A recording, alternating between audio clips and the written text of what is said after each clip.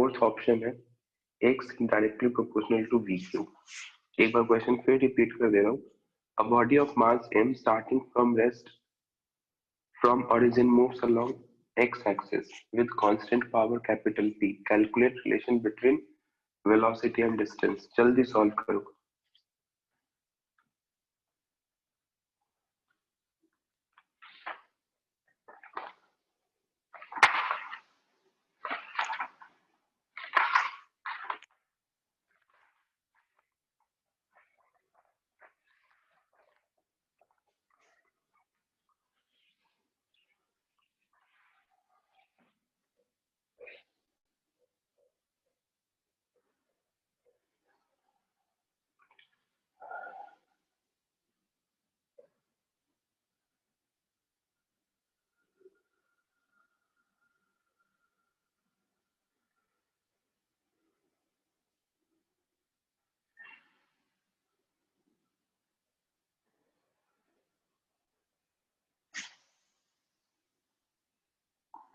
Second option okay देखते हैं।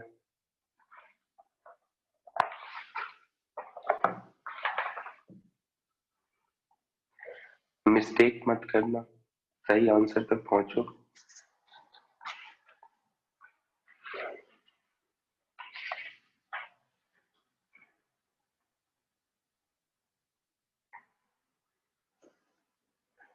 Fourth option ठीक है, देखते हैं।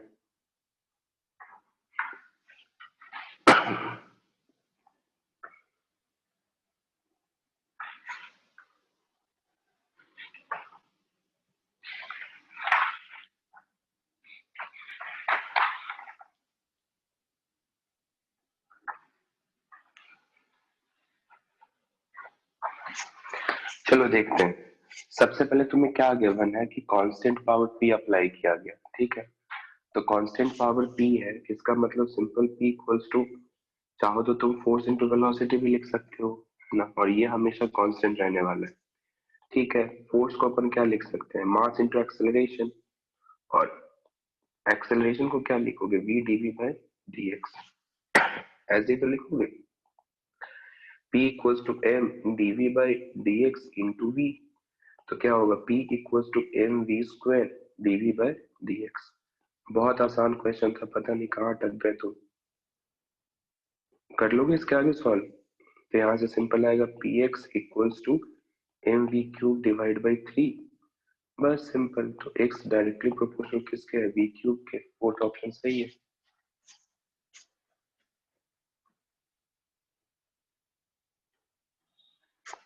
समझ में आया हो ये इसका मैसेज करो, समझ में आया हो ये इसका मैसेज करो।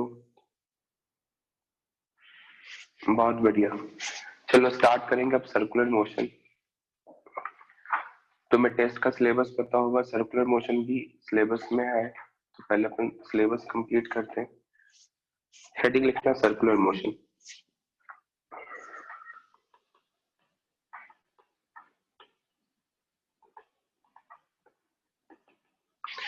सर्कुलर मोशन, इसे बहुत ध्यान से समझना, ये टॉपिक बहुत अच्छे से समझ में आएगा। तुम्हारा रोटेशन मोशन, रोटेशनल मोशन बहुत आसान हो जाएगा। तो ऐसा समझ सकते हैं कि रोटेशनल मोशन का बेसिक यानी कि एबीसीडी सर्कुलर मोशन है। रोटेशनल को अच्छे से समझने के लिए सर्कुलर मोशन को अच्छे से समझना बहुत जरूरी है। तो एक एक पॉइंट ध्यान से सुनना, ठीक है। इंटरेस्टिंग है ये टॉपिक, जरा सा कंफ्यूजिंग है, देखना। सपोज करो एक ब्लॉक है, यहाँ पे मैंने 3 पार्टिकल्स माने ए बी सी। अब ये ब्लॉक सिंपली मैं देख रहा हूँ कि अब यहाँ पे चला गया है, और ये पार्टिकल हो गया ए डैश, ये हुआ बी डैश, और ये हुआ सी डैश। तो मैं तुमसे कहूँ कि क्या ए डैश बराबर होगा बी बी डैश के, और सी डैश के बराबर होगा क्या, तो बिल्कुल बराबर होगा। क्या मैं कहूँ कि वेलोसिटी ए बी और सी आपस में इक्वल होंगे, एंड इस टाइम पे जो वेलोसिटी ऑफ बी डैश है, वी बी डैश और वी सी डैश है, ये आपस में बराबर होंगे। सिमिलरली ए बी और सी एक्सेलरेशन भी बराबर होंगे, और इसके लिए मैं कह सकता हूँ कि ए डैश बी बी डैश और सी डैश इन तीनों के लिए एक्सेलरेशन बराबर होंगे। क्या ये स्टेटमेंट मैं लिख सकता हूँ क्या, जो मैंने भी लिखा है, देखो ध्यान से। तो ये स्टेटमेंट ये बताता है कि इस ब्लॉक में जितने भी पार्टिकल्स हैं उन सभी का जो पाथ है वो आपस के पार्टिकल्स में इक्वल है। तो ये अपना सिंपल ट्रांसलेशनल मोशन हो जाता है, लीनियर मोशन हो जाता है, जो कि अपन अभी तक पढ़ रहे थे। लेकिन अब मैं तुम्हें एक नेक्स्ट डायग्राम ड्रॉ कर रहा हूँ। अब सपोज करो एक अपने पास रॉड है इस तरीके का, इसको मैंने यहाँ पे हिंज कर दिया हुआ है। कुछ टाइम बाद देख रहा हूँ कि ये रॉड का नया डिस्प्लेसमेंट यहाँ पे हो गया है। Sorry. तो जब ये डिस्प्लेसमेंट यहाँ पे हो गया तो अब मैं फिर से यहाँ पे तीन पार्टिकल लूंगा, ए, बी और सी। अब देखो ये हो गया ए, ये हो गया बी और ये हो गया C, A dash B dash C dash. तो क्या मैं अब ये कह सकता हूँ कि ए डैश बराबर होगा बी बी डैश के, बराबर होगा सी सी डैश के? ऐसा कह सकते हैं क्या? बताओ मुझे, ये कहना सही है? बिल्कुल ये गलत है। क्यों गलत है? क्लियरली दिख रहा है ए डैश तो बस यहाँ से यहाँ तक है, बी डैश तो ये देखो तुम, और सी डैश यहाँ से यहाँ तक है। तो दोनों मतलब इन तीनों का जो आपस में रिलेशन है वो ये टाइप का रिलेशन सेटिस्फाई नहीं कर रहा। मतलब क्या समझ में आता है कि ये कहीं ना कहीं लीनियर मोशन से कंप्लीट डिफरेंट है। अब मैं इंटरेस्टेड इस बात पे हूँ कि क्या कोई ऐसी क्वांटिटी है क्या कि इन तीनों एबीसी के लिए सिमिलर हो, सेम हो? तो हाँ, समझ में आता है कि अब थीटा चेक करो। थीटा देखो तो जितना मान लो ये ओ है, तो ए ओ ए डैश, ये जितना एंगल है उतना ही एंगल है बी ओ बी डैश, और सेम उतना ही एंगल है सी ओ सी डैश। क्या सही बोल रहा हूँ क्या? समझो ध्यान से। यदि मैं एंगल की बात करूं तो मैं क्लियरली देख सकता हूं कि इन तीनों ने सेम एंगल ट्रेवल करा है। इन तीनों का जो रोटेशन अमाउंट है वो सेम है। समझ रहे हो क्या? तो इस तरीके से मैं कह सकता हूं कि इन तीनों पार्टिकल के लिए एंगल रोटेटेड सेम है बट डिस्प्लेसमेंट सेम नहीं है। तो इस टाइप के मोशन को अपन क्या कहेंगे? Circular motion. इस टाइप के मोशन को अपन क्या कहेंगे? Circular motion. क्या तुम्हें कुछ आइडिया लग रहा है क्या? यस का मैसेज करो।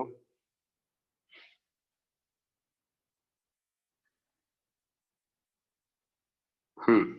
तो सर्कुलर मोशन में जैसे अपन काइनेमेटिक्स में देखते थे कि अपन ये नहीं देखते थे कि लीनियर क्वांटिटी जो भी है, डिस्प्लेसमेंट है, वेलोसिटी है, एक्सेलरेशन, ये सभी लीनियर क्वांटिटी है, ये सभी इक्वल होते हैं। बट यहाँ पे मैं देख रहा हूँ कि इस टाइम पे लीनियर क्वांटिटी बराबर नहीं है, ये सभी अनइक्वल है। बट एंगल तीनों के लिए क्या है? बराबर। तो मैं ऐसा कह सकता हूँ कि इसमें एंगल जो है ना, थीटा, ये सेम है सभी के लिए। कोई भी रॉड, मान लो ये रॉड है, फिर से मैं यहाँ से यहाँ तक इसे डिस्प्लेस करता हूँ, तो इस रॉड पे जितने भी पार्टिकल्स होंगे उन सभी ने सेम डिस्प्लेसमेंट ट्रेवल किया होगा, सेम एंगुलर डिस्प्लेसमेंट ट्रेवल किया होगा। यहाँ पे डिस्प्लेसमेंट बोलना गलत है, एंगुलर का वर्ड होता है एंगल से, ठीक है? तो अब जैसे जैसे अपन ने काइनेमेटिक्स में डिस्प्लेसमेंट पढ़ा था, उसके कॉरेस्पॉन्डिंग यहाँ पे आ जाएगा एंगुलर डिस्प्लेसमेंट। समझे? जैसे वहां पे अपन ने वेलोसिटी पढ़ी थी, तो यहाँ पे आ जाएगा एंगुलर वेलोसिटी। वहां पे अपन ने सिंपल एक्सेलरेशन पढ़ा था, तो यहाँ पे आ जाएगा एंगुलर एक्सेलरेशन। तो सभी के नाम के आगे एक एंगुलर वर्ड लग जाएगा। एंगुलर सिर्फ ये बताने की कोशिश करा जा रहा है कि इन सभी पार्टिकल्स के द्वारा एंगल का जो रोटेशन है वो सेम है। तो काइनेमेटिक्स में जो डिस्प्लेसमेंट था वो यहाँ पे एंगुलर डिस्प्लेसमेंट हो गया, काइनेमेटिक्स में जो वेलोसिटी है वो यहाँ पे एंगुलर वेलोसिटी है, काइनेमेटिक्स में जो एक्सेलरेशन है वो यहाँ एंगुलर एक्सेलरेशन है। समझ रहे हो क्या? तो पहले सर्कुलर मोशन हेडिंग डाल के ये डायग्राम ड्रॉ करो और फिर नेक्स्ट स्लाइड के डायग्राम को ड्रॉ करना। इसके ऊपर लिख रहा है ट्रांसलेशनल मोशन।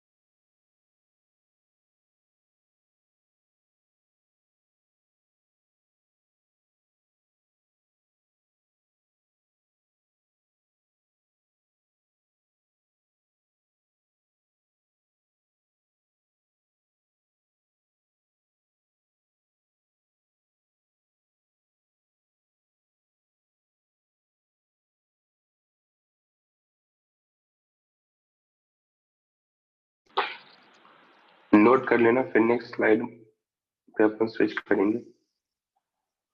उसके बाद तुम्हें ये स्लाइड भी नोट करना।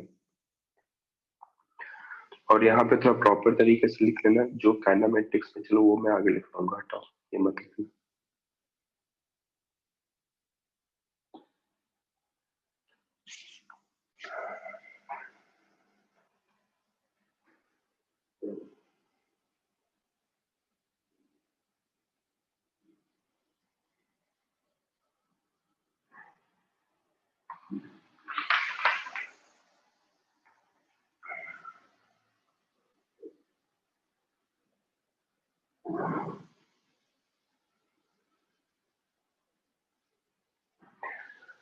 नोट कर लेना, डन का मैसेज कर देना।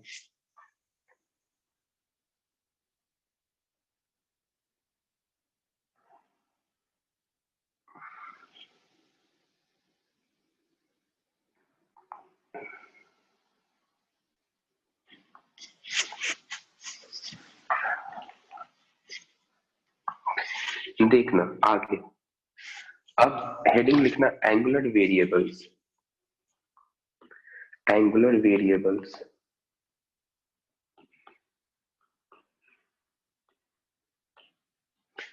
एंगुलर वेरिएबल्स में सबसे पहले लिखो एंगुलर डिस्प्लेसमेंट।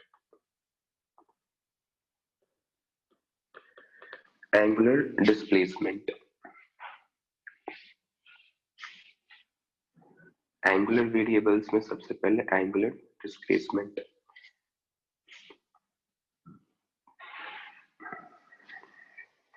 देखो एंगुलर डिस्प्लेसमेंट क्या होगा, angle rotated bye an object, simple. जैसे ये रॉड इस तरीके से था पहले, बाद में मैं देख रहा हूँ कि इस तरीके का हो गया है ऐसे, तो इसे मैं कहता हूँ कि ये इनिशियल पोजीशन है और ये इसका है फाइनल पोजीशन। ठीक है, ये इसका फाइनल पोजीशन, ये इनिशियल पोजीशन और ये फाइनल पोजीशन। तो मैं सिंपली कहूंगा कि ये जो थीटा है ना, चाहे 30 डिग्री हो या 40 डिग्री, चाहे जो भी हो, इस थीटा को अपन क्या कहेंगे, angular displacement. Generally angular displacement को अपन थीटा से रिप्रेजेंट करते हैं। ठीक है, तो जनरली एंगल रोटेशन को अपन थीटा से लिखते हैं। तरीका वही है कि जितना एंगल रोटेट होगा इनिशियल और फाइनल पोजीशन के बीच, उसे अपन क्या कहेंगे, एंगुलर डिस्प्लेसमेंट। ठीक है, नोट करना।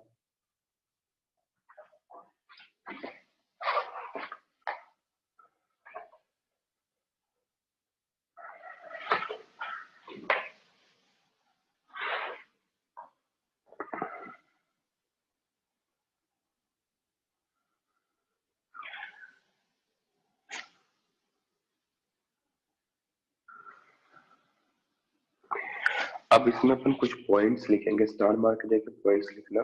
पहला पॉइंट, सबसे पहला पॉइंट तो जो थीटा डिग्री है, समझो ध्यान से, डिग्री ऐसा यूनिट नहीं होता है, पता अपने को। रेडियन ऐसा यूनिट है, ये पता है सभी को, रेडियन ऐसा यूनिट है। तो एक चीज तो हमेशा ध्यान रखना है कि जब भी 1 रिवॉल्यूशन की बात करा जाए तो किसके बराबर होगा, 2 पाई रेडियन की। ठीक है, 1 रेवोल्यूशन की बात करा जाए तो 2 पाई रेडियन की, ये हमेशा ध्यान रखना, ये स्टेटमेंट ऑब्वियसली तुम्हें पता ही है। एंड यदि 1 रोटेशन भी लिखा हो, 1 रोटेशन, तो इसे भी अपन मानेंगे कि 2 पाई रेडियन के बराबर है।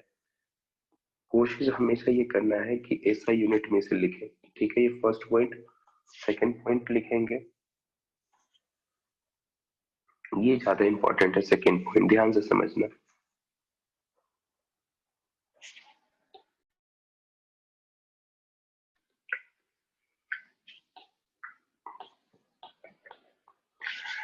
सेकंड पॉइंट लिखना, इनफाइनाइटली स्मॉल एंगुलर डिस्प्लेसमेंट। ये काफी इंपॉर्टेंट पॉइंट है, ध्यान से समझना।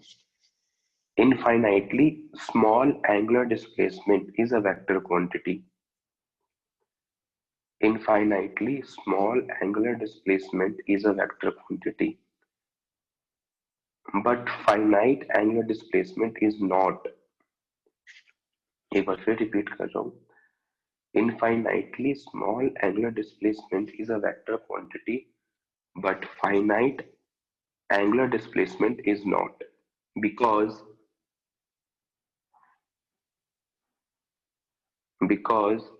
the addition of the small angular displacement, because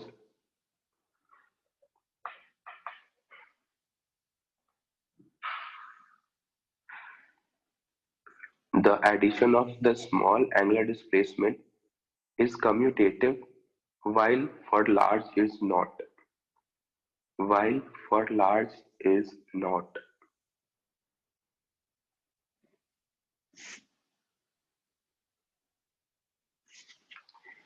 एक बार फिर रिपीट कर रहा हूँ. Infinitely small angular displacement is a vector quantity, but finite angular displacement is not, because the addition of a small angular displacement is commutative while large is not.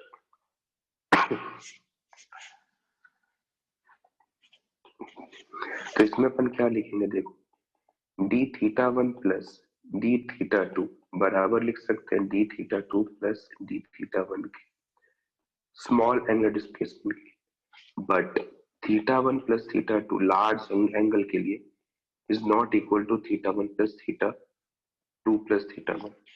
ऐसा क्यों होता है मैं तुम्हें समझाने की कोशिश कर रहा हूँ, पहले नोट करना.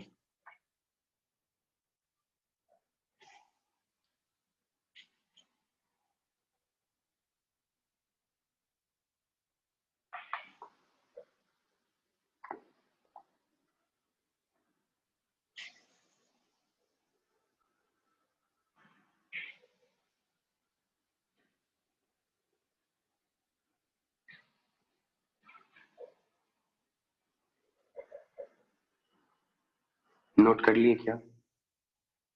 हाँ, देखना, सपोज करो ये सर्कल है, ध्यान से समझना, बहुत आसान है. ये इसका सेंटर है और ये मैंने कोई छोटा सा एंगुलर डिस्प्लेसमेंट माना है. देखो बेसिकली जब डी थीटा तुम मानते हो तो ये जो सर्कुलर आर्क है ये भी तुम्हें एक स्ट्रेट लाइन जैसा दिखेगा, सही है ना? जो सर्कुलर आर्क जो मैंने रेड से ड्रॉ किया है वो भी एक बेसिकली स्ट्रेट लाइन जैसा दिखता है.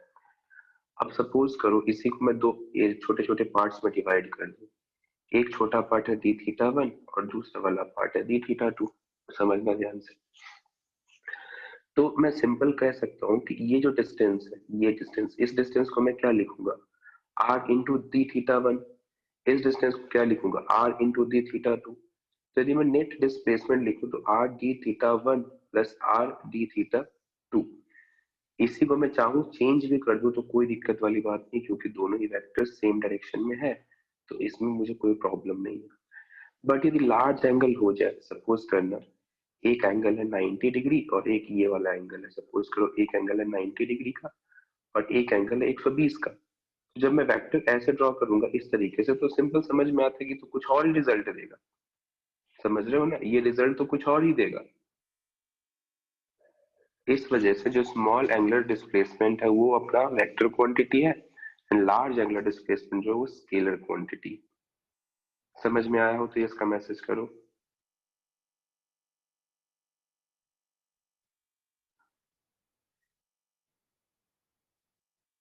हाँ, चलो अब नेक्स्ट पॉइंट लिखेंगे. ये नोट करना कोई रिक्वायरमेंट नहीं है, बस ऐसे बता दिया था, ठीक है. चलो अब एक और पॉइंट लिखना, direction of direction of A small angular displacement is decided by right hand thumb rule. Direction of small angular displacement is decided by right hand thumb rule. Right hand thumb rule जैसे simple देखो, ये simple एक circle है और मैंने यहाँ पे एक स्मॉल एंगुलर डिस्प्लेसमेंट मान लिया और मुझे ऐसा बोला गया कि जो पार्टिकल इस तरीके से मूविंग है, तो इस डी थीटा का मैं डायरेक्शन किधर कहूंगा, के कैप में.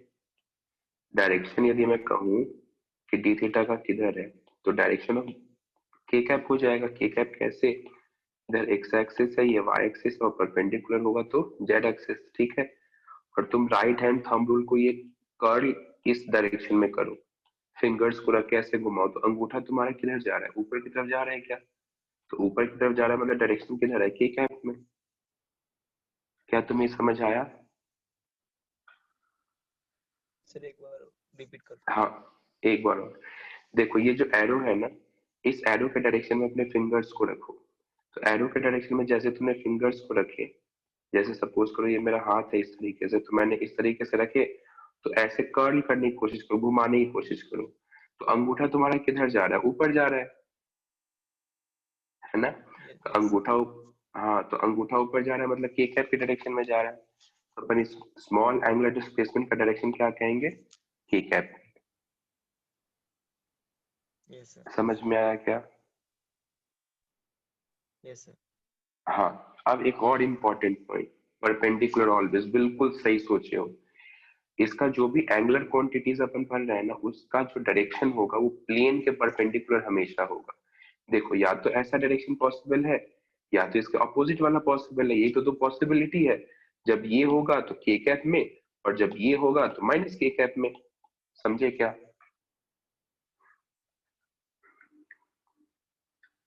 समझ आया क्या? हाँ, अब एक इंपॉर्टेंट पॉइंट लिखना, angular displacement can be different for different observer. ये बहुत अच्छी पॉइंट है, अच्छा पॉइंट है, देखना। Angular displacement can be different for different observer. Angular displacement can be different for different observer. ये मैं तुम्हें समझाता हूँ। Angular displacement can be different for different observer. जैसा याद करो, एंगुलर को हटाओ, सिर्फ अपन डिस्प्लेसमेंट की बात करें। यदि कोई ऑब्जेक्ट है जो ए से बी तक पहुंचता है, तो या ऑब्जर्वर यहाँ पे हो या ऑब्जर्वर यहाँ पे हो, दोनों ही ऑब्जर्वर सेम चीजें बताएगा कि हाँ भैया 10 मीटर का डिस्प्लेसमेंट हुआ है। सही है ना? ऑब्जर्वर पी और क्यू दोनों क्या बताएगा कि 10 मीटर का डिस्प्लेसमेंट हुआ है। लीनियर में अपन तो यही पढ़ते हैं, बट सर्कुलर में ये चीजें चेंज हो जाती है। देखो, सर्कुलर में चेंज होने का क्या मतलब है, सोचो। अपन सिंपल जानते हैं कि एंगुलर डिस्प्लेसमेंट सर्कुलर मोशन में क्या होता है, एंगल रोटेटेड, कितना एंगल रोटेट हुआ। तो अभी ये यहाँ पे था, बाद में यहाँ पे गया, तो ये जो थीटा वन है ये इसका होगा एंगुलर डिस्प्लेसमेंट। समझे? एंड ऑब्जर्वर बी के लिए देखो, तो यहाँ से मैं ऐसे लाइन ज्वाइन कर रहा हूँ, और ये जो थीटा टू है ये होगा इसके लिए एंगुलर डिस्प्लेसमेंट। तुम क्लियरली देख सकते हो कि थीटा वन और थीटा टू बराबर नहीं है। क्या बात समझे तुम? कहने का मतलब, बहुत इंपॉर्टेंट पॉइंट, बहुत ध्यान से सुनना। काइनामेटिक्स में ऑब्जर्वर यदि ग्राउंड पे हो, इनर्शियल फ्रेम में हो, तो सब कुछ सेम ही दिखता है उसे। ऑब्जर्वर पी एंड क्यू के लिए उसे डिस्प्लेसमेंट 10 ही दिखेगा। बट एंगुलर क्वांटिटीज में क्या होता है कि जैसे अपना पॉइंट चेंज हुआ, चीजें बदल जाती है।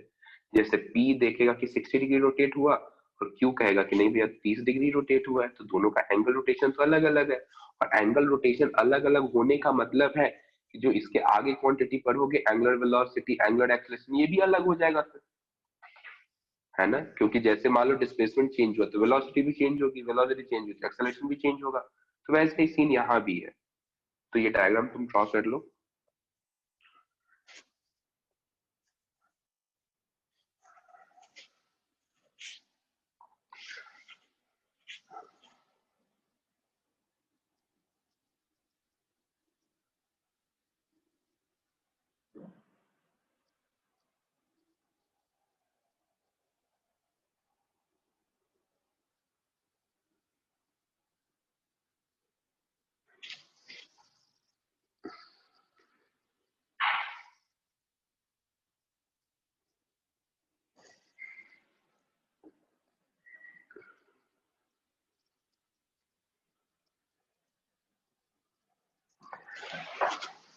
तो अभी तक अपन एंगुलर डिस्प्लेसमेंट पढ़ रहे थे, अब आगे पढ़ेंगे एंगुलर वेलोसिटी।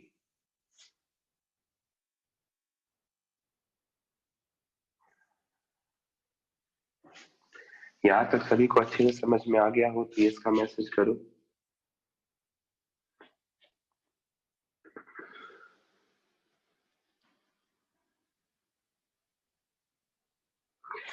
किसी को कोई डाउट हो तो माइक ऑन करके डाउट्स पूछ सकते हो, फिर अपन आगे बढ़ेंगे।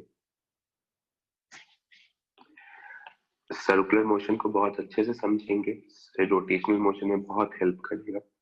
ये चैप्टर समझ में आ जाने का मतलब समझो कि रोटेशनल का काम तुम्हारा मतलब 50% आसान हो गया है। ठीक है, चलो आगे बढ़ेंगे। अब हेडिंग लिखना, एंगुलर वेलोसिटी।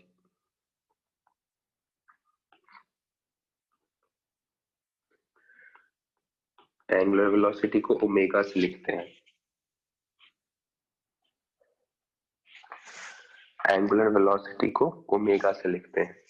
तो देखो एंगुलर वेलोसिटी को अपन दो पार्ट्स में डिवाइड करेंगे। कौन कौन सा होगा? एक होगा एवरेज एंगुलर वेलोसिटी और दूसरा होगा इंस्टेंटेनियस एंगुलर वेलोसिटी।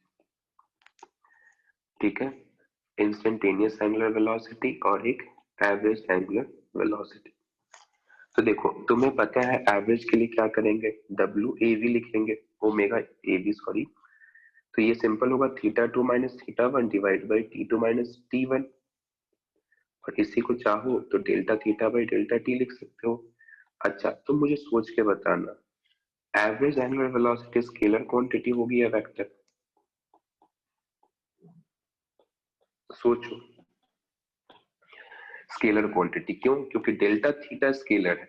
समझे क्यों है डेल्टा थीटा? क्योंकि ये फाइनाइट एंगुलर डिस्प्लेसमेंट है, मतलब इनफाइनाइटली स्मॉल नहीं है, ये फाइनाइट है, लार्ज एंगल है। समझ रहे हो ना? तो इसलिए अपन इसे क्या कहेंगे, स्केलर क्वांटिटी। और ओमेगा इंस्टेंटेनियस है, जिसको मैं ओमेगा भी लिख सकता हूँ। ये सिंपल क्या होगा, D theta by d T. अब देखो यहाँ पे डी थीटा है तो डी थीटा वेक्टर क्वांटिटी है, तो मैं कह सकता हूँ कि ये वाली जो क्वांटिटी है ये वेक्टर है। कुछ समझे क्या? नोट करना। अभी बस अपन टर्म समझ रहे हैं, उसके बाद अपन जब क्वेश्चंस वगैरह में और अच्छे से देखेंगे।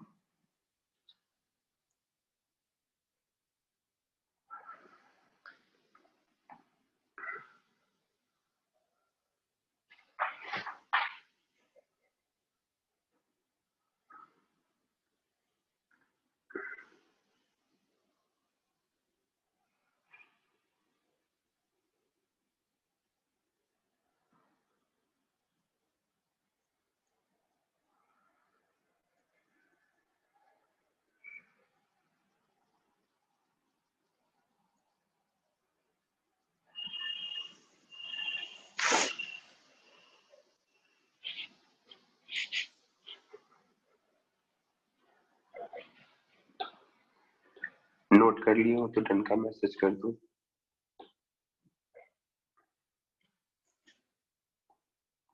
यदि तुम पैटर्न को ऑब्जर्व करते हो तो तुम्हें दिखेगा कि सब कुछ काइनेमेटिक्स ही चल रहा है, बस हर के आगे एक एंगुलर वर्ड लग गया है सभी टर्म के आगे।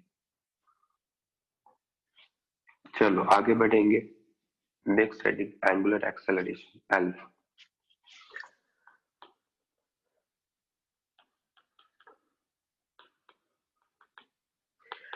Angular acceleration alpha.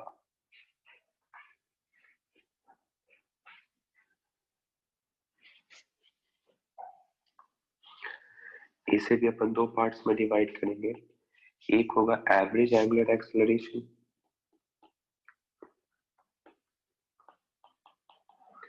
और दूसरा इंस्टेंटेनियस एंगुलर एक्सेलरेशन।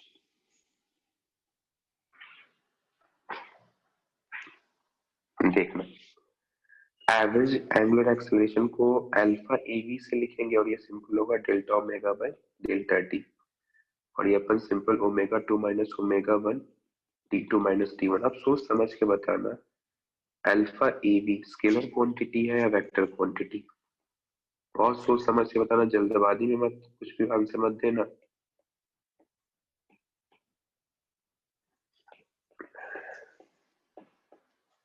बोलो जल्दी से। एवरेज एंगुलर एक्सेलरेशन स्केलर है वेक्टर है? सोचो ध्यान से। वेक्टर बिल्कुल सही आंसर है। कैसे है वेक्टर? देखो, क्योंकि यहाँ पे ओमेगा से अपने को मतलब है, और ये जो ओमेगा, ये बेसिकली ओमेगा इंस्टेंटेनियस ही तो होता है, और ओमेगा इंस्टेंटेनियस तो इस वेक्टर क्वांटिटी है। तो वेक्टर क्वांटिटी इसका मतलब कि अल्फा ए बी जो है ये वेक्टर क्वांटिटी। समझे क्या? एंड सिमिलरली ये से भी अपन क्या कहेंगे? Vector quantity. डाउट हो तो बताओ। यहाँ डेल्टा ओमेगा की जगह डेल्टा थीटा होता तो अपन स्केलर कहते हैं, बट यहाँ पे डेल्टा ओमेगा है, और ओमेगा से कम सिंपल से मतलब है कि फाइनल माइनस इनिशियल। तो जो ओमेगा है वो बेसिकली तो ओमेगा इंस्टेंटेनियस है ना। क्या बात समझ रहे हो तुम?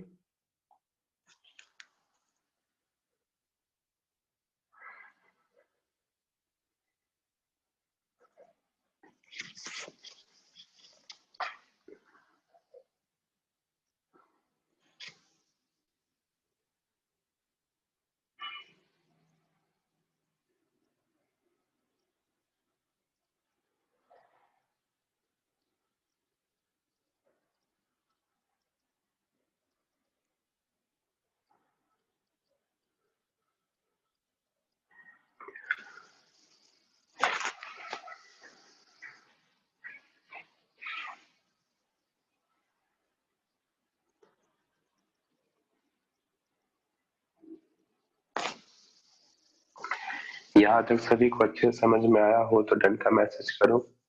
कोई डाउट वगैरह है तो पूछो।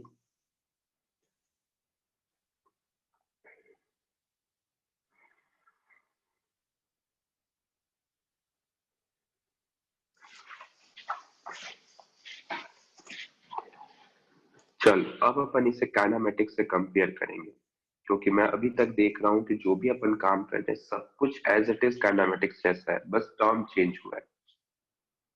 तो इक्वेशन ऑफ मोशन जो काइनेमेटिक्स में यूज किए थे, क्या यहाँ भी यूज हो सकता है क्या? तो बिल्कुल हो सकता है। तो उसका अपन एक चार्ट बनाने की कोशिश करेंगे, देखना ध्यान से। इस तरफ अपने पास काइनेमेटिक्स, इधर अपने पास सर्कुलर मोशन। ध्यान से देखना, चीजों को रिलेट करके पढ़ोगे ज्यादा समझ में आएगा। देखना, काइनेमेटिक्स में जो वर्ड अपन सिंपली डिस्प्लेसमेंट यूज कर रहे थे, यहाँ पे वो वर्ड है एंगुलर डिस्प्लेसमेंट। सही है ना? काइनेमेटिक्स में जो टर्म अपन ने वेलोसिटी टाइप में यूज किया था वो यहाँ पे है एंगुलर वेलोसिटी। काइनेमेटिक्स में डिस्प्लेसमेंट को एक्स वाई एस से लिखा था, यहाँ पे अपन इसे थीटा से लिखेंगे। वेलोसिटी को v से लिखा था, यहाँ पे अपन ओमेगा से लिखेंगे। वैसे ही जब इनिशियल वेलोसिटी है तो u, तो यहाँ पे इनिशियल एंगुलर वेलोसिटी की जगह ओमेगा नॉट। समझ रहे हो क्या? इसको मैं नेक्स्ट लाइन में लिख रहा हूँ। तो इनिशियल वेलोसिटी है सपोज करो, तो इनिशियल वेलोसिटी को अपन ने क्या लिखा था वहां पे? u। तो यहाँ पे अपन क्या लिखेंगे? इनिशियल एंगुलर वेलोसिटी को ओमेगा नॉट। क्या लिखेंगे? Omega naught. एक एक स्टेप ध्यान से समझना। उसके बाद नेक्स्ट है फाइनल वेलोसिटी। फाइनल वेलोसिटी को अपन v लिखेंगे, और यहाँ पे होगा फाइनल एंगुलर वेलोसिटी।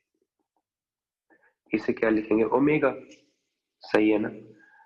तो अच्छा, सिमिलरली उस टाइम पे जो एक्सेलरेशन वर्ड यूज कर रहे थे, यहाँ पे क्या यूज करेंगे? Angular acceleration.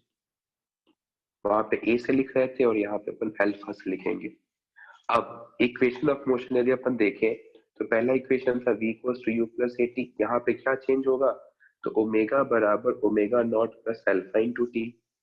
सेकेंड इक्वेशन था s equals to u t plus half a t square. तो अब ये कन्वर्ट होगा theta equals to omega naught t plus half alpha t square. समझ रहे हो क्या? And similarly third, v square equals to u square plus two a S. यहाँ पे क्या लिखोगे? Omega square equals to omega naught square plus 2 alpha theta. तो ये सिंपल काइनेमेटिक्स और सर्कुलर मोशन में कैसे कैसे टर्म चेंज हो रहा है, सिर्फ नाम चेंज हो रहा है, देखो बाकी जो इक्वेशन है वो ऐसे ही है। तो क्या तुम्हें समझ आ रहा है क्या काइनेमेटिक्स को मैंने रिलेट करा है सर्कुलर मोशन से, ताकि अपने को एकदम क्लियर कट अंडरस्टैंडिंग मिले कि कौन सा टर्म क्या है, नोट करने से अच्छे से फिर क्वेश्चन सॉल्व करेंगे।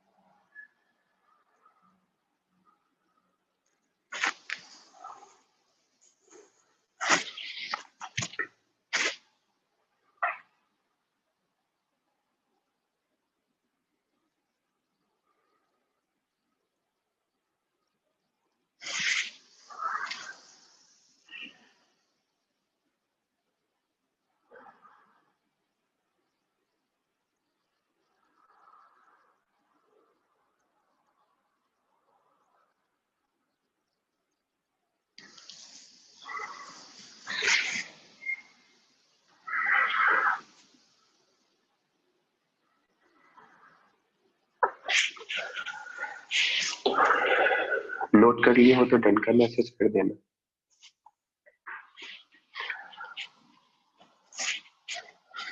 चलो क्वेश्चन स्टार्ट करेंगे अब।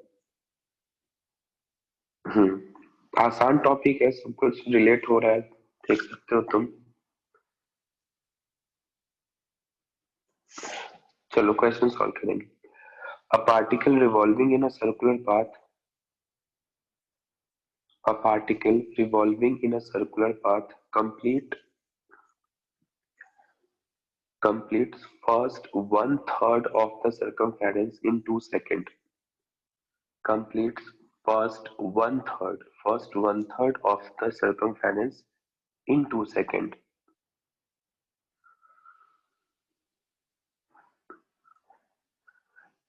सर एक बार और repeat। हाँ, a particle revolving in a circular path completes first one third of circumference in 2 seconds. One third of circumference in 2 seconds,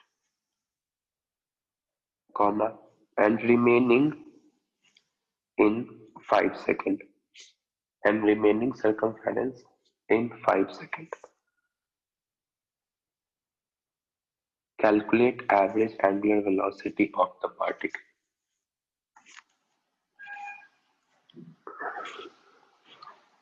remaining के ब्रैकेट में लिख लेना 2π/3,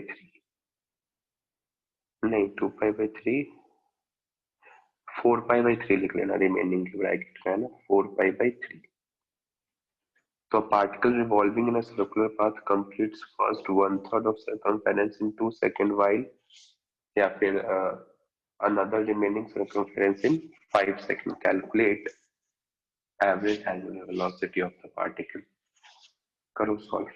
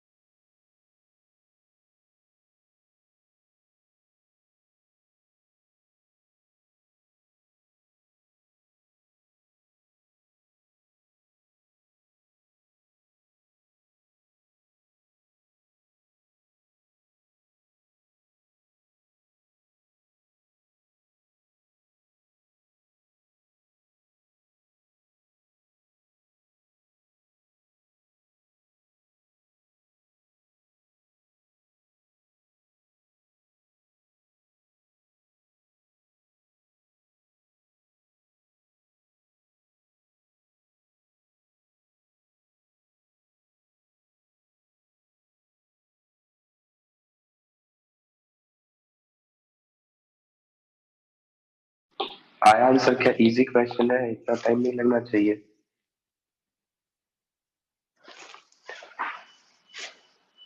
देखो क्या कहा गया समझते हैं। ये सर्कल अपने पास पहले बोला गया 1/3, मान लो ये 1/3 है। इसको ट्रैवल करने में टाइम कितना लगा? 2 सेकेंड, और बाकी इसे ट्रैवल करने में टाइम लगा 5 सेकेंड। यदि मैं यहाँ का थीटा लिखना चाहूँ तो ये 2π/3 होगा क्या? और इस कंप्लीट थीटा की बात करें तो ये होगा 4π/3। जैसा तुम्हें पता है ओमेगा एवरेज से क्या लिखेंगे? वही total displacement upon total time, है ना? तो यहाँ पे क्या आ जाएगा? Total angular displacement, total angular displacement upon total time. समझे क्या? अब टोटल एंगुलर डिस्प्लेसमेंट कितना है? 2π/3 प्लस 4π/3, और टोटल टाइम कितना है? 7 सेकेंड। तो यहाँ सिंपल आंसर तो मैं दिख भी गया होगा, 2π/7 रेडियन पर सेकेंड। बोलो समझ में आया क्या?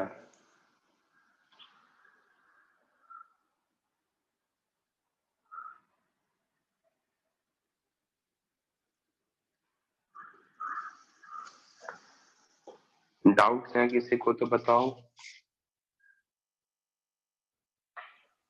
सर हाँ, डिस्प्लेसमेंट 0 नहीं होगा? मैंने क्या कहा याद कर। Finite angular displacement scalar quantity है या vector? Finite angular quantity theta scalar है या वेक्टर? स्केलर है ना, तो स्केलर है तो इसमें Yes, sir. सिंपल एडिशन होगा, वेक्टर होता तो जीरो होता ना। समझे क्या बात को? Yes, sir. हाँ ठीक, समझ में आओ सभी को तो इसका मैसेज करो। सब कुछ काइनेमेटिक्स जैसा ही है, कुछ भी नया नहीं है।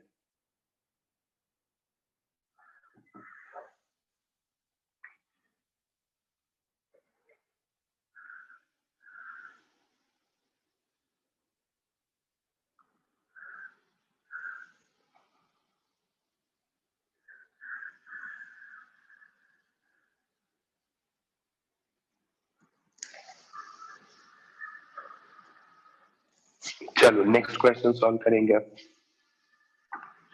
लिखना क्वेश्चन, सिंपल लिख देता हूँ। इक्वेशन गिवन है omega equals to 1.5t minus 3t square plus 2, ये ओमेगा गिवन है।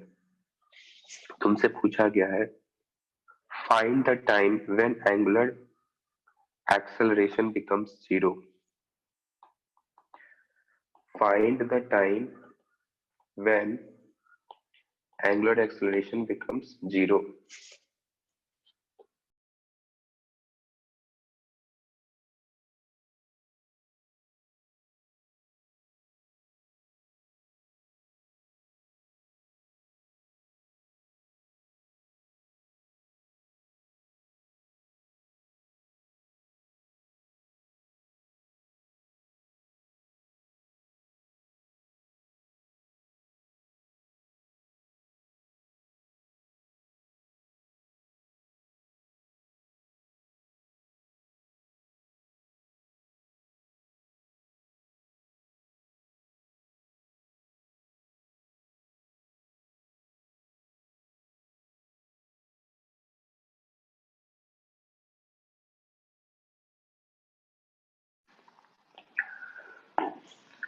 बहुत आसान क्वेश्चन है।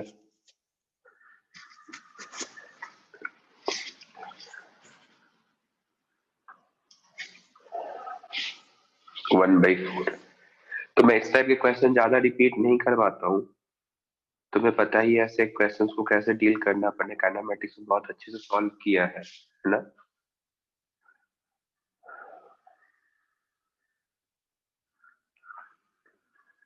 देखना एक बार मैं सॉल्व कर देता हूँ। अल्फा क्या लिखेंगे, 1.5 माइनस 60 डायरेक्ट लिख देता हूँ। तो अल्फा जीरो कब होगा, 1.5 6t इक्वल्स टू जीरो, तो 60 इक्वल्स टू 3/2 कर लो, तो t इक्वल्स टू 1/4 सेकेंड। इसी टाइम पे तुमसे थीटा पूछा जाता, बता सकते हो क्या? एट पर्टिकुलर टाइम इंस्टेंट जब अल्फा जीरो होता है उस टाइम तक इसने कितना एंगुलर डिस्प्लेसमेंट ट्रेवल करा, बता सकते हैं क्या इस क्वेश्चन का भी आंसर? क्वेश्चन समझे ना, जिस टाइम पे अल्फा जीरो होता है उस टाइम तक पार्टिकल ने कितना एंगुलर डिस्प्लेसमेंट ट्रेवल किया है, ये बताना है अपने को।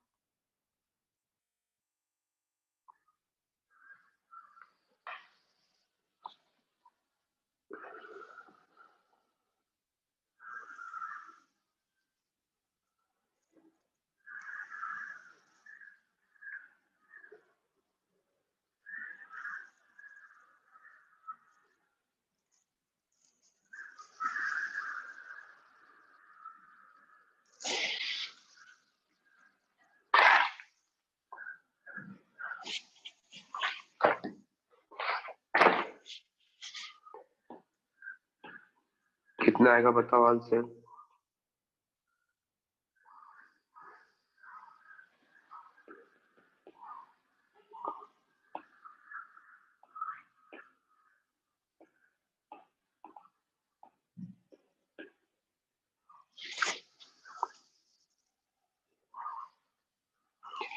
π/2।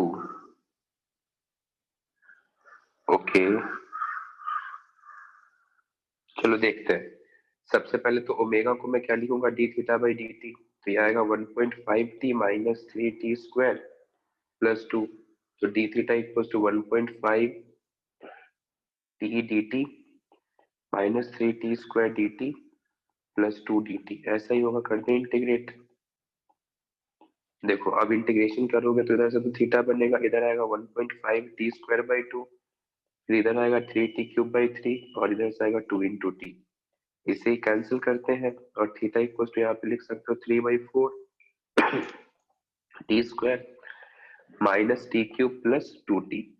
अब क्या करना है, टाइम जो 1/4 है इसमें रिप्लेस कर दो, आंसर आ जाएगा। ऐसे ही किए होगे ना।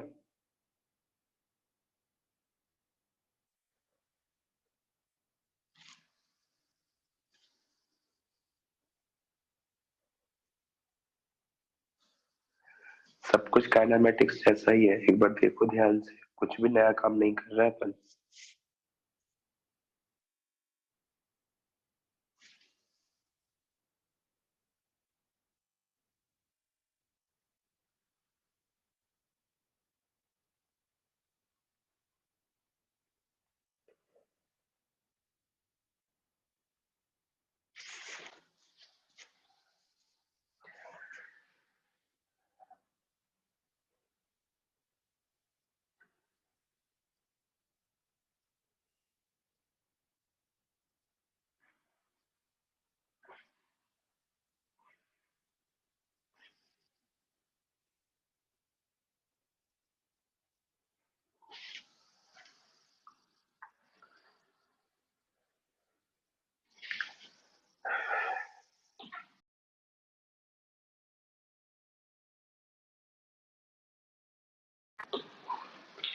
सभी को ये क्वेश्चन समझ में आया हो तो इसका मैसेज करो।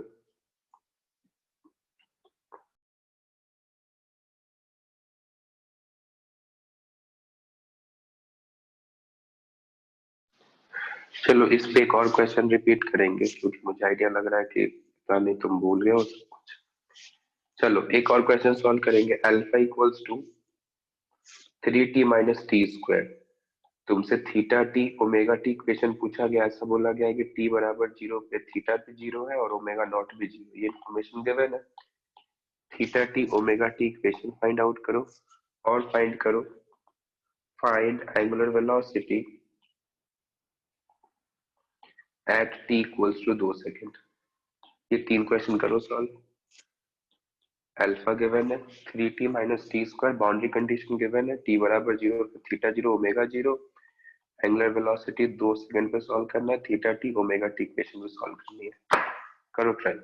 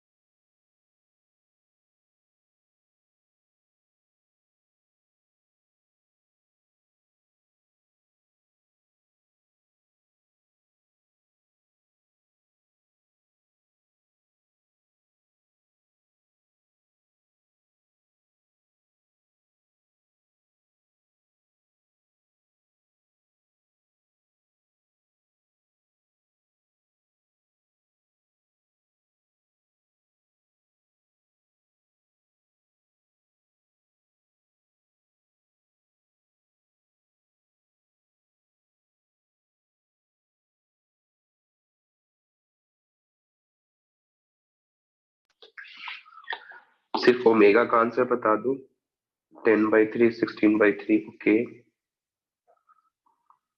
बस थर्ड पार्ट का आंसर बता दो, उससे इतना चेक हो जाएगा आंसर।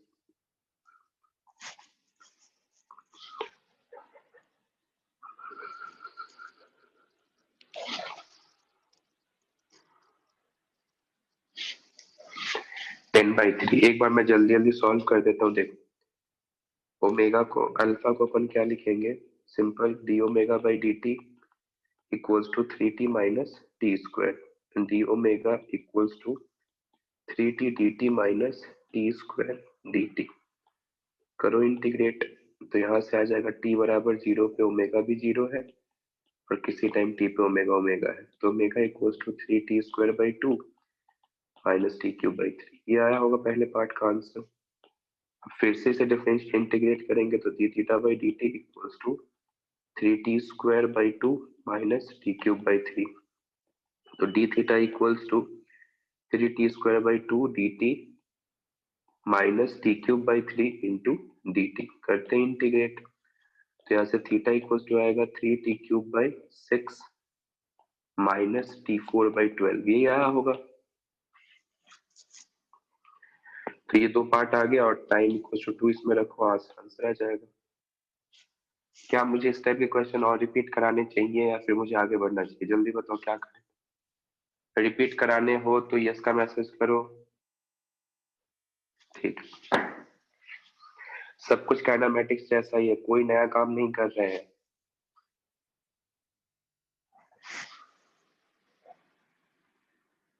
टाइम रखने पर आंसर क्या है, चलो देख लेते हैं टाइम रख के क्या आंसर आता है। टाइम है 2 सेकंड, तो ओमेगा इक्वल्स टू आ जाएगा 4 12 6 और यहाँ से आएगा 8 3, तो 10/3 आ रहा है भैया, 10/3 रेडियन पर सेकंड।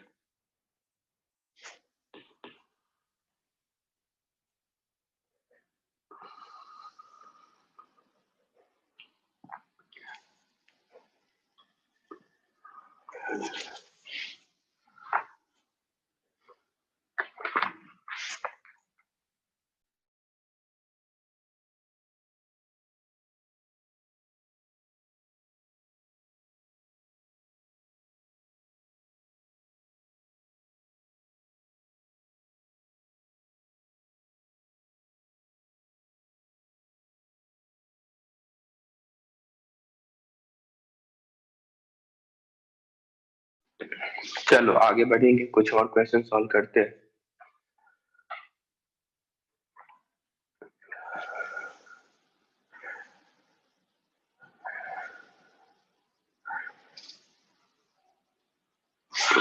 टाइम है, ठीक है।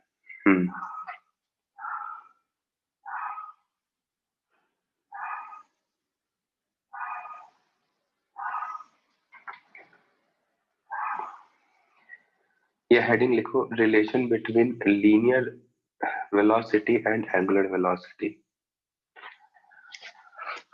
Relation between linear velocity and angular velocity.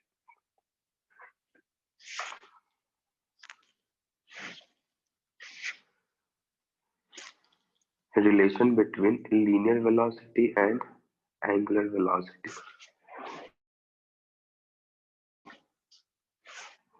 ध्यान से देखना, तुम्हें theta equals to l by r पता होगा। यदि मैं इसी को दोनों तरफ डिफरेंशिएट कर दूं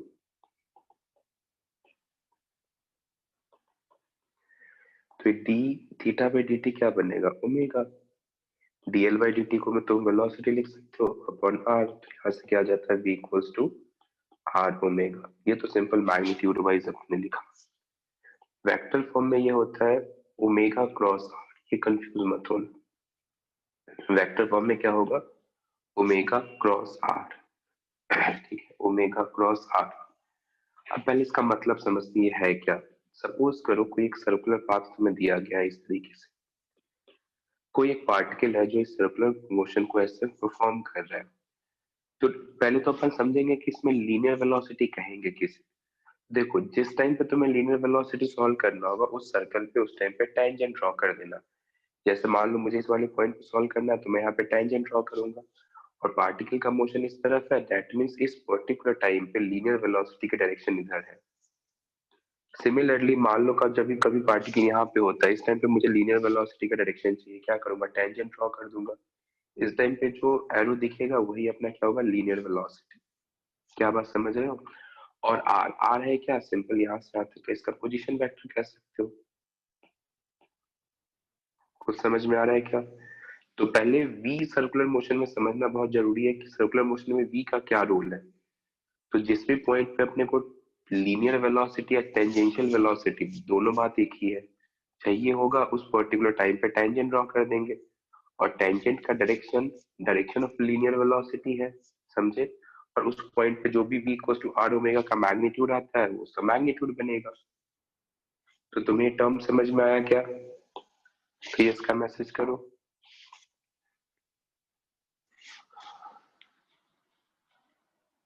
नोट कर लो।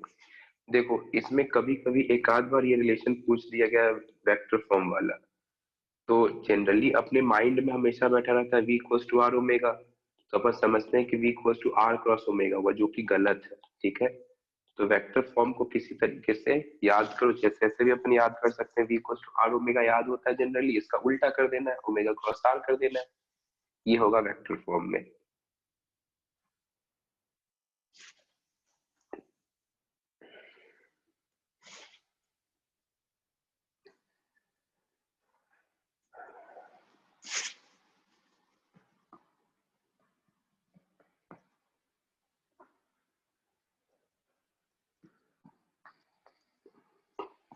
नोट कर लिए क्या?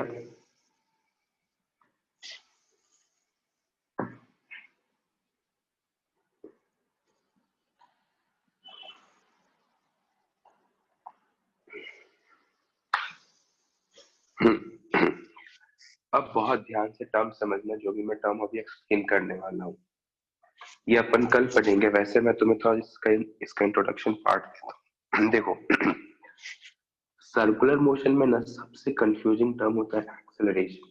बहुत ध्यान से सुनना, सर्कुलर मोशन में सबसे कंफ्यूजिंग टर्म होता है एक्सेलरेशन, क्योंकि तुम इसमें बहुत सारे एक्सेलरेशन वर्ड सुनोगे। पहले क्या क्या वर्ड सुनोगे मैं बता देता हूँ। एक होगा रेडियल एक्सेलरेशन, एक होगा टेंजेंशियल एक्सेलरेशन, एक होगा सेंट्रीपिटल एक्सेलरेशन, एक होगा नॉर्मल एक्सेलरेशन, एक होगा एंगुलर एक्सेलरेशन। समझे क्या बात को? फिर से सुनना। कौन कौन सा है? रेडियल एक्सेलरेशन, तुम चाहो तो ये वर्ड लिखते जाओ, ऐसे कोई रफ पेपर में, है ना, तो तुम कनेक्ट कर इजिली कनेक्ट कर पाओगे। Radial acceleration, tangential acceleration, angular acceleration, centripetal acceleration, normal acceleration. एक बार फिर रिपीट कर रहा हूँ, रफ पेपर में लिखना है, फेयर कॉपी मत लिखना। Radial acceleration, tangential acceleration, centripetal acceleration, normal acceleration और एंगुलर एक्सेलरेशन। और एक होगा सिर्फ एक्सेलरेशन, जिसके आगे पीछे कुछ भी नहीं लगा हुआ, सिर्फ एक्सेलरेशन। तो टोटल मैंने तुम्हें 6 टर्म बताए, कौन कौन? Radial, tangential, centripetal, normal, angular और सिर्फ एक्सेलरेशन।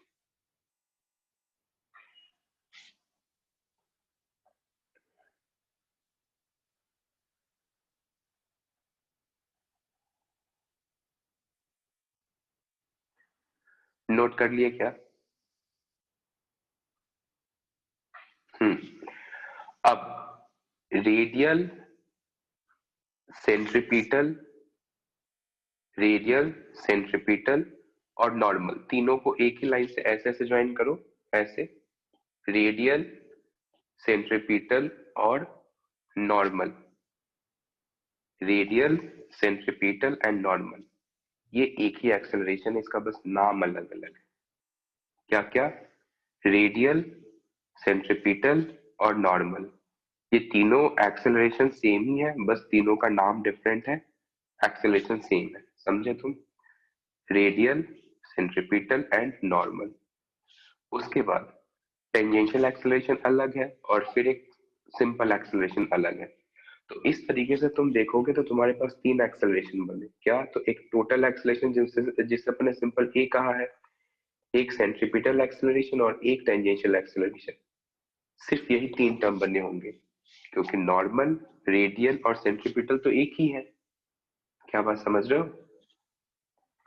और एक बना है तुम्हारे पास एंगुलर, यानी कि एंगुलर एक्सेलरेशन अल्फा।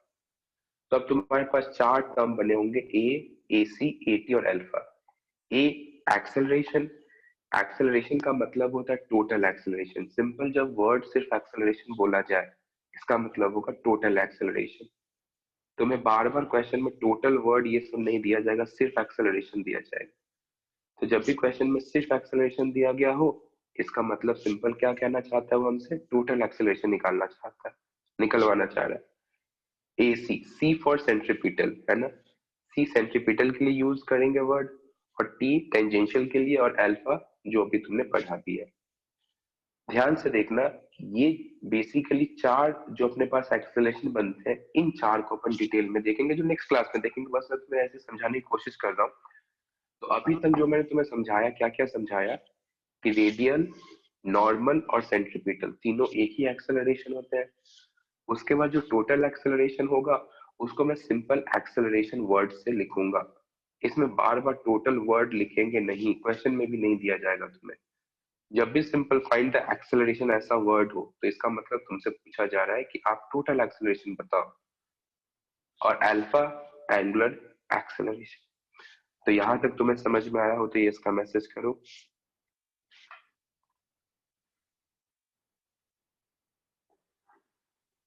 पहले रफ पेपर पे ही लिखना है, ठीक है? सब कुछ जो भी अभी लिखे हुए सब कुछ रफ पेपर पे लिखोगे, फेयर कॉपी पे अपन कुछ नहीं लिखेंगे। हाँ, अब देखो, ध्यान से सुनना, ध्यान से सुनना। एक स्लाइड इसी को मिटा देता हूँ।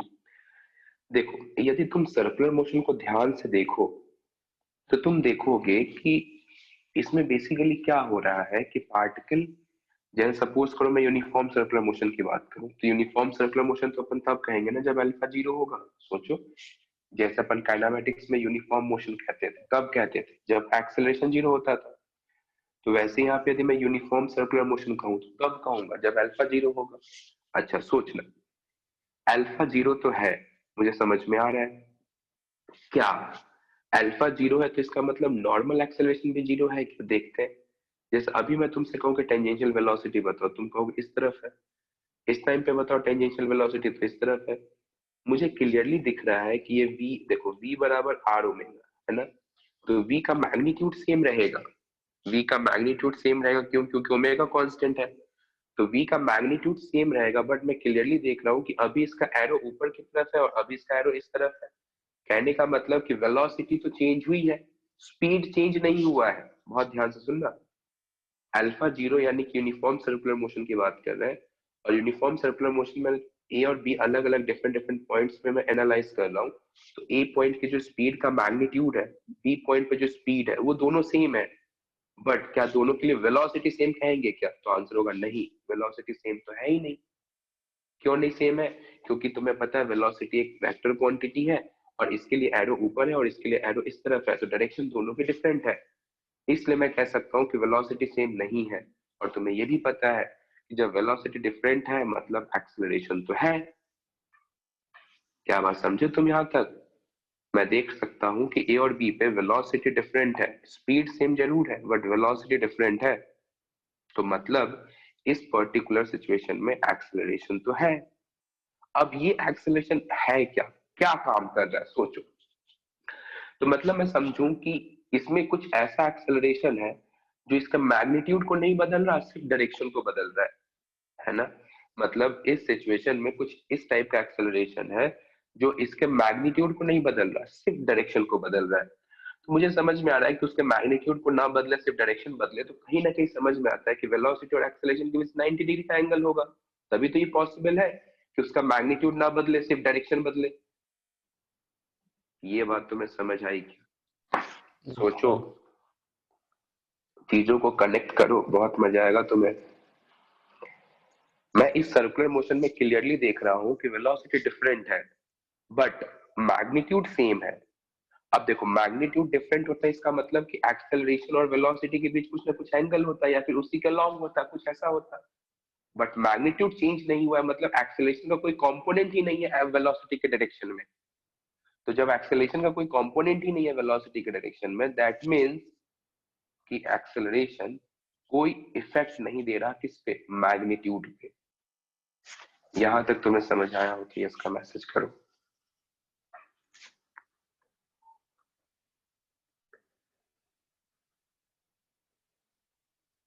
सभी को मैसेज करना है।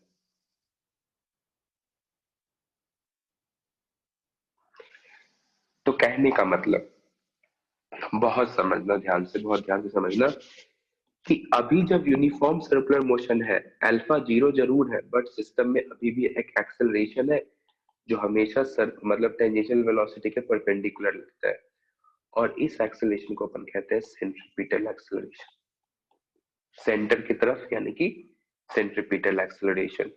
तो यदि मैं तुमसे कहूं कि सेंट्रीपिटल एक्सेलरेशन का काम क्या है, तो तुम कहोगे कि सिर्फ डायरेक्शन बदलना, सिर्फ डायरेक्शन को चेंज करना, ये इसका मैग्नीट्यूड को कम ज्यादा नहीं कर रहा। तो सेंटर की तरफ जो एक्सेलरेशन होगा उसे अपन क्या कहेंगे, सेंट्रीपिटल एक्सेलरेशन। और सेंट्रीपिटल एक्सेलरेशन का काम सिर्फ इतना है कि वो उसके डायरेक्शन को चेंज करे। अब यदि मैं तुमसे कहता हूं, एक बहुत ध्यान से एक लाइन सुनना, क्या कोई ऐसा मोशन पॉसिबल है, क्या कोई एक ऐसा सर्कुलर मोशन पॉसिबल है जहां पे सेंट्रीपिटल एक्सेलरेशन जीरो हो? क्या कोई ऐसा सर्कुलर मोशन पॉसिबल है जहां पे सेंट्रीपिटल एक्सेलरेशन जीरो हो? यस या नो, मैसेज करो। क्या कोई ऐसा सर्कुलर मोशन पॉसिबल है जहां पे सेंट्रीपिटल एक्सेलरेशन जीरो हो?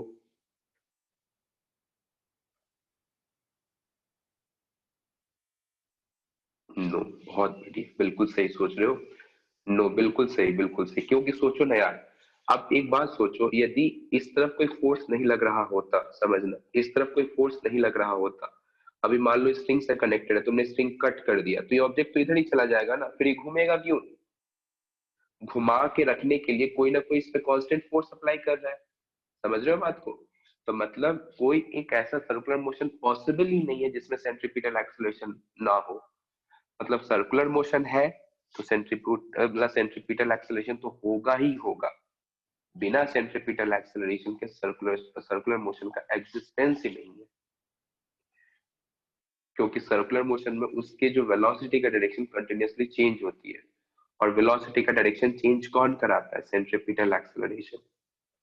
क्या बात समझ रहे हो तुम? तो थोड़ा बहुत इंट्रोडक्शन पार्ट आज तुम्हें समझ में आया होगा, इस पे डिटेल अपन नेक्स्ट क्लास में पढ़ेंगे। तो पावर वाला जो बिगनर बॉक्स है वो सॉल्व कर लेना, फिर अपन नेक्स्ट क्लास के बाद सर्कुलर मोशन में भी होमवर्क में दिया जाएगा।